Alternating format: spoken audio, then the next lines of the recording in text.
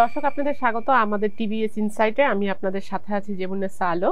আমরা আজকে আলোচনা করব দেশের ট্রেড ব্যালেন্স নিয়ে। আমাদের যেই ক্রস বর্ডার যে ট্রানজেকশন, সেটা যে এক্সটার্নাল ব্যালেন্স, আমাদের সেই ব্যালেন্সে আমরা দেখতে পাই যে জুলাই মে এই গত অর্থ বছরের জুলাই মে এই সময়ের মধ্যে আমাদের ট্রেড ডেফিসিট $20 বিলিয়ন ক্রস করেছে। বাট এটি আগের বছরের জুলাই মে অর্থাৎ FY23 জুলাই মে থেকে $6 বিলিয়ন কমেছে। এর আগে $26 বিলিয়ন ছিল আগের অর্থ বছরে, এই অর্থ বছরে জুলাই মেতে $20 বিলিয়ন হয়েছে। তো ট্রেড ডেফিসিট কমা মানে কিন্তু একটি দেশের, তার মানে ফরেক্স মার্কেটের ইমপ্রুভ হয়েছে, আর্নিং বেড়েছে, খরচ কমেছে, অর্থাৎ এক্সপোর্ট বেড়েছে, ইম্পোর্ট কমেছে, এটাই মিন করে। কিন্তু আসলেই কি সে কারণে আমাদের এই ট্রেড ডেফিসিট কমেছে? সেই বিষয়টি নিয়ে আমরা আলোচনা করব। আসলেই কি আমাদের এক্সটার্নাল ব্যালেন্সের কোনো ইমপ্রুভ হয়েছে, নাকি সেখানে কোনো নাম্বার গেমস আছে? তো এই বিষয় নিয়ে আমাদের রিপোর্ট করেছেন আমাদের রিপোর্টার তন্ময় মোদক। আমি এবং আমার সঙ্গে মোদক এই বিষয়ে আলোচনা অংশ নেবে। মোদক, আপনাকে ধন্যবাদ আমাদের স্টুডিওতে আসার জন্য। আপনি যদি একটু ব্যাখ্যা করেন যে আসলে আমাদের ট্রেড ডেফিসিট কিভাবে কমলো। প্রথমেই ধন্যবাদ আপা আমাকে শোতে আমন্ত্রণের জন্য। তো আমরা যে কেন্দ্রীয় ব্যাংক থেকে যে তথ্যটা পেয়েছি, সেখানে আমরা দেখছি যে আমাদের যে আপনি যেটা বললেন আর কি, ট্রেড ডেফিসিট আমাদের $6 বিলিয়ন কমে এসেছে গত অর্থ বছরের তুলনায়। কিন্তু মানে এইখানে মূল মেকানিজমটা তো আসলে ট্রেড ডেফিসিটটা কি, এক্সপোর্ট এবং ইম্পোর্টের যে পার্থক্যটা, তাই তো। তো ইম্পোর্ট আমরা দেখছি মানে 12%-এরও বেশি আসলে কমে গেছে, 12.6% কমে গিয়েছে গত অর্থ বছরের তুলনায়।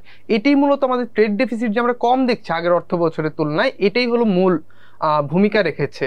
কিন্তু যে জায়গায় আমাদের বাড়ার কথা ছিল, আমরা বলছিলাম যে আমরা আসলে এক্সপোর্ট অনেক ভালো করছি, এক্সপোর্টের গ্রোথ ভালো, কিন্তু গত এপ্রিল মাসে যখন ইপিবি এবং বাংলাদেশ ব্যাংক এবং এনবিআর মিলে বসে যখন তাদের ডাটাগুলো সংশোধন করলো, তখন থেকে আমরা দেখছি কিন্তু আসলে আমাদের এক্সপোর্টে আসলে ডিক্লাইনিং একটা ট্রেন্ড আছে, নেগেটিভ গ্রোথ। আমরা এই জুলাই থেকে মে পর্যন্ত সময়ে আমরা প্রায় 6% মতো নেগেটিভ গ্রোথ দেখেছি। তো যে 6 বিলিয়ন আমরা দেখছি যে এক অর্থ বছরে কমেছে, এই কমাটা মূলত হলো গিয়ে ইম্পোর্টের কারণে, সেখানে এক্সপোর্টের কোনো ভূমিকা ছিল না। তো এই যে আমাদের ইম্পোর্টকে সাপ্রেস করে আমরা যে এই যে ট্রেড ডেফিসিট কমাচ্ছি, সেটা কি আসলে আমাদের অর্থনীতির উপর কি ধরনের ভূমিকা রাখছে? এক্সপার্টরা কি বলছেন, এটা কতটুকু একটা কান্ট্রির জন্য ভালো? আচ্ছা, আমাদের যে আমরা যে বিভিন্ন জিনিস যে আমরা উৎপাদন করি, আমাদের যে ইন্ডাস্ট্রিয়াল র মেটেরিয়াল বলেন, আমরা যে এক্সপোর্ট করি, যে আরএমজি যে এক্সপোর্ট করি, আরএমজির র মেটেরিয়াল বলেন, কিছু ক্ষেত্রে চাল, গম থেকে শুরু করে সিমেন্টের ক্লিংকার, সার থেকে শুরু করে সবকিছুই আমাদের আসলে আমদানি করে নিয়ে আসতে হয় একটা বড় অংশ। তো সেই জায়গাতে আমরা দেখছি আমদানি কমে যাওয়া মানে কি, আমদানি কোথায় কোথায় কমেছে সেটা গুরুত্বপূর্ণ। কোথায় কমেছে? আমাদের ক্যাপিটাল মেশিনারিজে কমেছে। ক্যাপিটাল মেশিনারিজ কোথায় ব্যবহার হয়? নতুন কোনো ইন্ডাস্ট্রি করার ক্ষেত্রে হলো ক্যাপিটাল মেশিনারিজ ব্যবহার হয়। তো ক্যাপিটাল মেশিনারিজের আমদানি কমা মানে হলো নতুন বিনিয়োগ হচ্ছে না। তো আমদানি কমার আরেকটা মিনিং কিন্তু বিনিয়োগ হচ্ছে না।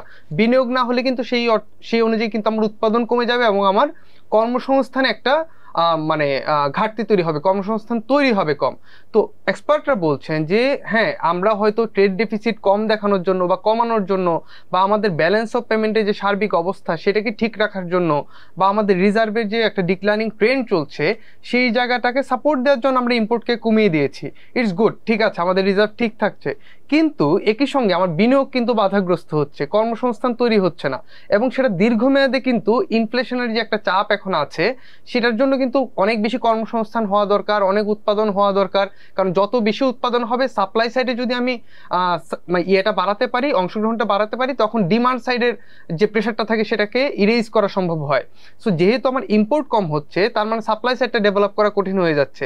সো ডিমান্ড সাইডটা প্রেশার দিবে, সো ইনফ্লেশনে এখানে কিন্তু কন্ট্রোল করা কঠিন হবে সামনে। এই যে আপনি একটা বললেন যে ক্যাপিটাল মেশিনারিজ এবং ইন্ডাস্ট্রিয়াল র ম্যাটেরিয়ালস, আমরা দেখতে পাই যে ইন্ডাস্ট্রিয়াল র ম্যাটেরিয়ালস আসছে না। এটা কিন্তু ইম্পোর্ট কমিয়ে রাখার প্রভাব অলরেডি এক্সপোর্টের উপর পড়েছে, যে কারণে আমরা এক্সপোর্টের নেগেটিভ গ্রোথ দেখতে পাচ্ছি।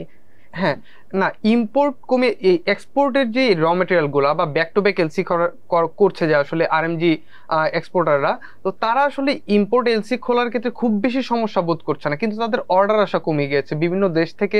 সারা বিশ্বেই তো এখন আসলে একটা অস্থিরতা চলছে, বিভিন্ন জায়গায় যুদ্ধ চলছে এবং ইনফ্লেশনারি একটা চাপও কিন্তু আছে। আমরা পশ্চিমা পশ্চিম যে দেশগুলো দেখছি সেখানে ইনফ্লেশনারি চাপ আছে। তো এই জায়গাতে আসলে অর্ডারগুলো আসলে আসা কমে যাচ্ছে। একই সঙ্গে আমাদের যে ধরেন ফরেক্স রিজার্ভের অস্থিরতা, তারপরে রাজনৈতিক অস্থিরতা, রিসেন্ট হলো কোটা সংস্কার আন্দোলনের যে একটা প্রভাব, সো এগুলোও কিন্তু অর্ডার আসাকে প্রভাবিত করছে। সো অর্ডার যদি তার না আসে তাহলে সে আসলে কেন আসলে ইম্পোর্ট করবে? তবে এই যে আপনি যেটা বললেন যে এমপ্লয়মেন্ট, যেটা এই এমপ্লয়মেন্টের প্রভাব কিন্তু আমরা এই যে কোটা সংস্কার, মানুষ যে সরকারি চাকরির জন্য এত অস্থির এই কোটা নিয়ে, প্রাইভেট সেক্টরে এমপ্লয়মেন্ট ক্রিয়েশন হচ্ছে না, আমরা কিন্তু আমাদের তো অর্থনৈতিক ক্রাইসিস যাচ্ছে গত 3-4 বছর ধরেই। তো সেইটার প্রভাবে আসলে মানুষ এখন ফ্রাস্ট্রেশন হচ্ছে, এবং ফ্রাস্ট্রেশনের কারণেই কিন্তু মানুষ এখন রাস্তায় নামছে। হ্যাঁ একদম, মানে আপনি যদি লাইক মানে 1 লক্ষ টাকার একটা বেতনে চাকরি পান, আপনি কেন সরকারি 20,000 টাকার বেতনে চাকরিতে যাবেন? আপনি পাচ্ছেন না বলেই তো আপনার কাছে ওইটা অনেকটা সোনার হরিণের মতো হয়ে যাচ্ছে, এবং এটা মানুষকে আসলে উদ্বুদ্ধ করছে আসলে রাস্তায় নামতে। আমরা যদি একটু ফাইন্যান্সিয়াল অ্যাকাউন্ট, যেটা আমাদের অনেক একটা কনসার্নিং ইস্যু ছিল কিন্তু এর আগে, যে এটা প্রায় কত বিলিয়ন, 7-8 বিলিয়ন নেগেটিভ ছিল, ডেফিসিট ছিল, সেটা এখন আবার 2 বিলিয়ন এটা সারপ্লাস হয়ে গেছে। এটা মানুষের কাছে অনেকটা মানে আশ্চর্য লাগতে পারে। সেটার একটি ব্যাখ্যা আপনি দেন, যেহেতু আমাদের এক্সপোর্টের যে ফিগারটা আমরা যখন কারেকশন করলাম, আমাদের 10 বিলিয়ন আমরা আসলে বেশি দেখাচ্ছিলাম, সেইটা ডেটা ম্যানিপুলেট বলি বা ভুল বলি, যেটা সরকার কোনো ব্যাখ্যাই দেয়নি, সেটা কিন্তু কারেকশন হওয়ার কারণে আমাদের ফাইন্যান্সিয়াল অ্যাকাউন্ট এখন সারপ্লাস হয়েছে। এটা একটু বলেন যে আমাদের এখন ফাইন্যান্সিয়াল অ্যাকাউন্টটা যদি ব্যাখ্যা করতে হয়, আমাদের আগে কারেন্ট অ্যাকাউন্ট ব্যালেন্সটাকে একটু দেখতে হবে, কারণ কারেন্ট অ্যাকাউন্ট ব্যালেন্সে আমরা যে ট্রেড ডেফিসিটটা দেখছি বা ট্রেড ব্যালেন্সটা দেখছি, এর সঙ্গে যুক্ত হচ্ছে রেমিটেন্স। তো রেমিটেন্সে কিন্তু আমরা বেশ ভালো একটা গ্রোথ দেখছি, 10%-এর উপরে একটা গ্রোথ আছে। সো এইটা আসলে ট্রেড ডেফিসিট এর কারণে এবং রেমিটেন্সের গ্রোথ থাকার কারণে কারেন্ট অ্যাকাউন্টে কিন্তু ডেফিসিটটা আমার 6 বিলিয়নের মতো এখন। হ্যাঁ, যে ট্রেড ডেফিসিটটা যে ছিল 20 বিলিয়ন, তো এই 20 বিলিয়নকে কিছুটা কমায় নিয়ে আসছে আসলে রেমিটেন্সের যে গ্রোথটা। এই কারণে আমরা মানে কারেন্ট অ্যাকাউন্ট ব্যালেন্সে $6 বিলিয়ন আসলে ডেফিসিট দেখছি। এখন এই ডেফিসিটটা যখন আমরা দেখি কিনা কারেন্ট অ্যাকাউন্ট ব্যালেন্সে ডেফিসিট আছে, সেই জায়গাটা আসলে মিট করতে হয় আসলে ফাইন্যান্সিয়াল অ্যাকাউন্ট ব্যালেন্স থেকে। সো আমরা ফাইন্যান্সিয়াল অ্যাকাউন্টে 2 বিলিয়নের মতো আমরা সারপ্লাসে আছি, ইটস গুড। তো আপনি যেটা বলছেন যে কেন আমরা আসলে $8 বিলিয়ন নেগেটিভে ছিলাম বা ডেফিসিটে ছিলাম, এক মাস আগে ডেফিসিট থেকে আমরা একদম এখন খুব 2 বিলিয়ন। সিম্পল একটা হিসাব যদি আমরা বলি, ট্রেড ক্রেডিট যেটাকে আমরা ধরি, যে আমার এক্সপোর্ট হয়েছে কিন্তু এক্সপোর্ট প্রসিডটা আমার আসে নাই, এক্সপোর্ট করেছি আমার এক্সপোর্টের ডলার আসে নাই, সেটা কিন্তু এক পর্যায়ে ছিল প্রায় $12 বিলিয়ন কাছাকাছি। এখন যদি আমরা ট্রেড ক্রেডিটটা দেখি, সেটা $2 বিলিয়ন মতো। হ্যাঁ, তার মানে হলো $2 বিলিয়ন আমার আসে নাই, এর আগে আমার হিসাব ছিল $12 বিলিয়ন আসে নাই। এই যে 10 বিলিয়নের যে ফারাকটা ছিল, এই 10 বিলিয়নের ফারাকে কিন্তু আমার ফাইন্যান্সিয়াল অ্যাকাউন্টের ব্যালেন্সটাকে $8 বিলিয়ন ডেফিসিটে ফেলে দিয়েছিল, এবং $10 বিলিয়ন কারেকশন হওয়ার কারণে সেটা এখন $2 বিলিয়ন পজিটিভে চলে আসছে। বাট আমরা ওভারঅল ব্যালেন্সও আসলে খুব বেশি আশা দেখছি না। ওভারঅল যে ব্যালেন্স অফ পেমেন্টে আমরা দেখছি, সেখানেও আমরা ডেফিসিট দেখছি প্রায় $6 বিলিয়ন মতো। সো এটা আলটিমেটলি রিজার্ভকে চাপ দিচ্ছে। এবং আপনি যেটা বললেন যে $10 বিলিয়ন, সেটা ইচ্ছাকৃত নাকি অনিচ্ছাকৃত, আমার মনে হয় না অনিচ্ছাকৃত, আসলে $10 বিলিয়ন আসলে ভুল হবে। আমরা জানি না, এটা সরকার ব্যাখ্যা দিবে। তো ধন্যবাদ মোদক আমাদেরকে সময় দেওয়ার জন্য। আপনাকে ধন্যবাদ। দর্শক, আপনারা দেখলেন যে আমাদের যে ট্রেড ডেফিসিট কমেছে, আর তার মানে আমাদের এক্সটার্নাল সিচুয়েশন যে খুব বেশি ইমপ্রুভ করেছে তা নয়।